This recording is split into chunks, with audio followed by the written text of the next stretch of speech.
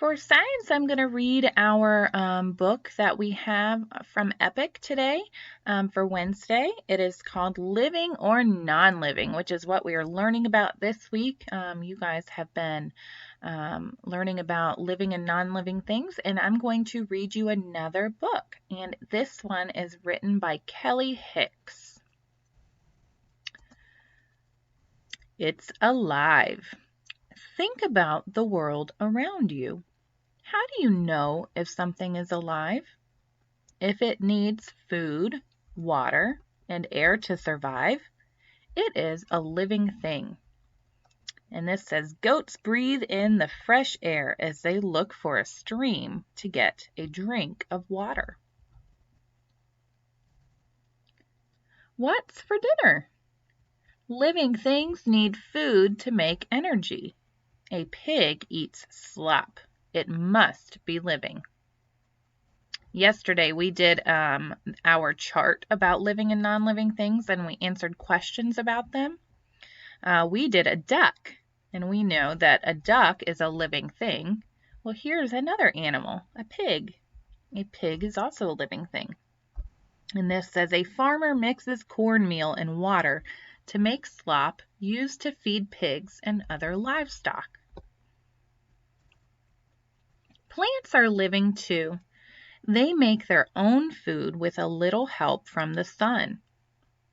So it says daisies use energy from the sun to make food. Right? So plants are living things. Do you feed a computer? If it doesn't need food to survive, it is non-living. So our technology or our machines are not living things. Does it need air? Take a deep breath. People are living things and need air to breathe. Does a rock breathe?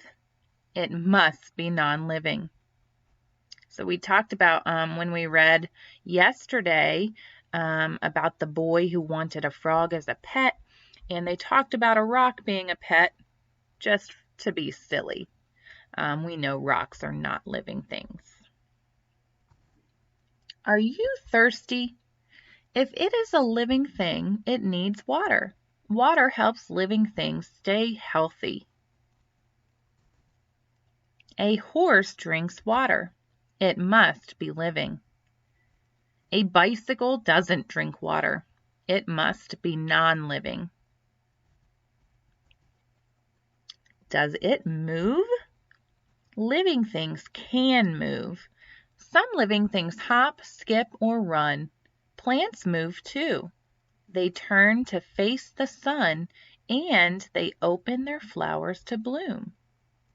And you know what? They also move when they're growing. It says sunflowers bend toward the sun to catch the most sunlight. A book cannot move on its own. It must be non-living. So we actually talked about how non-living things can move, like certain machines. They might move from a motor, a car moves, or a kite moves with the wind, but that doesn't mean that it is a living thing. Okay, they have to follow a lot of guidelines to be a living thing. So this page says, can you pick which things are living and which ones are non-living?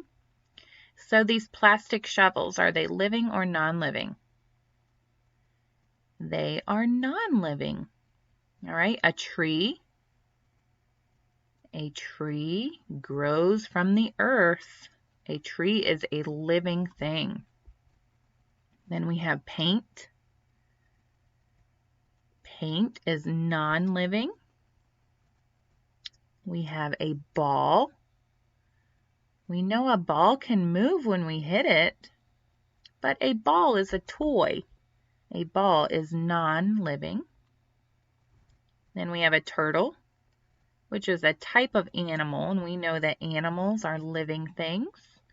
And finally, a puppy. Puppies are animals, and they are also living things. So this one says, show what you know. Can you name 2 things that are alive? So think about that. Number 2 says, is a toy robot living? How do you know? Number 3 says, how do you know if something is living or non-living? So just some questions to ponder, questions to think about. If you want to extend your learning. Number 2, I really like that as a writing activity. So number 2 was, is a toy robot living? How do you know? I like that one a lot. But what you can do at home today is find things in your home that are non-living. Find a couple things that are non-living. All right, guys. Thank you for listening today. Have a wonderful day. Bye.